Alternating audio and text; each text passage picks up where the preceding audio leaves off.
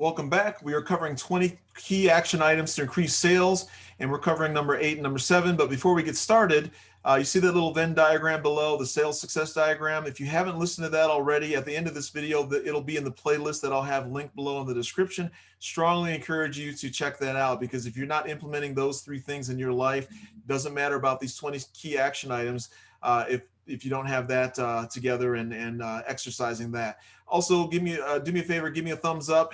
Click the subscribe button and click the alert button so that it'll help out with the YouTube algorithm. And we're going to jump right in. Number 8, this is the hardest thing. If you're not good at sales or don't feel comfortable at sales, getting that no is difficult, right? Because you're being rejected. Now, there may be good reason for you in terms of why you're being rejected. Maybe there's not. Sometimes there's no rationality behind why people are rejecting you. You have to remember something here. Sometimes it's not about you. And that's okay. And you've got to remember that. But secondly, there's not many people that bat 100%, right? Pro baseball players, if you're hitting 333, meaning you hit the ball 3 out of 9 times, 3 out of 10 times, that's good. So here's what you need to do and consider, right? You need to figure out what your close ratio is, right? And this should be part of your productive sales activities, which I talk about in another video here that you can find in the playlist below. But you need to find out what your close ratio is, which means you need to track how many people you're calling, what kind of contact you made with them. Are you X-dating them? Talked about X-dating your customers as well too, or prospective clients. And then figure out what your close ratio is. Let's say that you have a 10% close ratio, all right? Number one, if you know that metric, that's a good thing, because now you can improve upon that. You can manage that. If you can measure it, you can manage it, right? So you need to figure out if you're selling at 10%, that's going to help you with your pro forma, which means that for you to get 10%, you need to be talking to 10 people. What that also means is that you're going to get 9 no's. You're going to be rejected 9 times before you get that one yes. And you're always seeking that one yes. Maybe you increase your close ratio to 20%. Now you're seeking your second yes, right? You always should be seeking the yeses, focused on the yeses and not the no's, and embrace the no's, right? It's a numbers game. So call somebody up, right? You got a hot lead that you buy a lead and you email them, and they take your call, or you just email them and they reject you. That's a no. Guess what?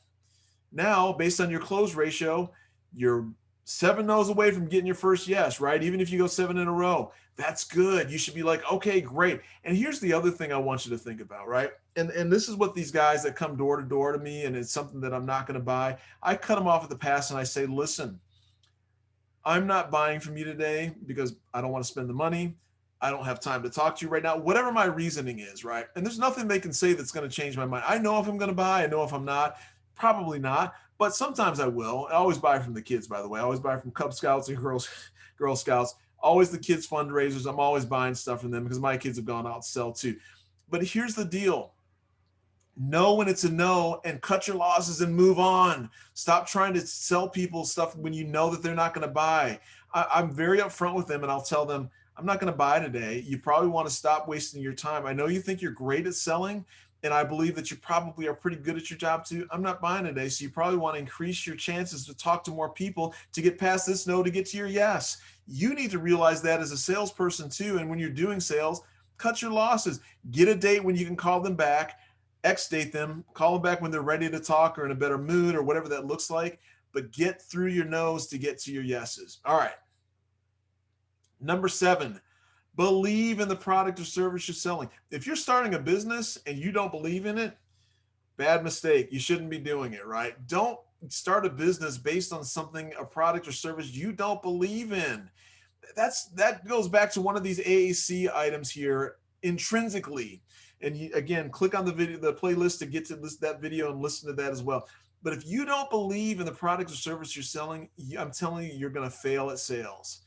If you're doing straight sales for somebody else and you're listening to this, if you don't believe in it and you're selling it anyway, that's also something you need to evaluate anyway. If you don't believe in it, don't want to buy it or use it yourself, you shouldn't be selling it to other people, or you need to understand what it is that you're selling in terms of your product or service. And maybe that's why you don't believe in it because you don't know it well enough, which we also covered in one of the prior videos, which you can find in the playlist. You've got to know your product and service in order for you to believe in your product and service. And if you know your product or service and you still don't believe in it, then maybe you're not really operating ethically, right? You're not going to have a long career in sales if you're not selling a good product or service that you believe in, that you should be selling. Okay. So again, thank you for joining. Do me a favor, click the subscribe button, click the thumbs up. Share this with anybody that you know could possibly benefit from hearing this, and we will talk to you later.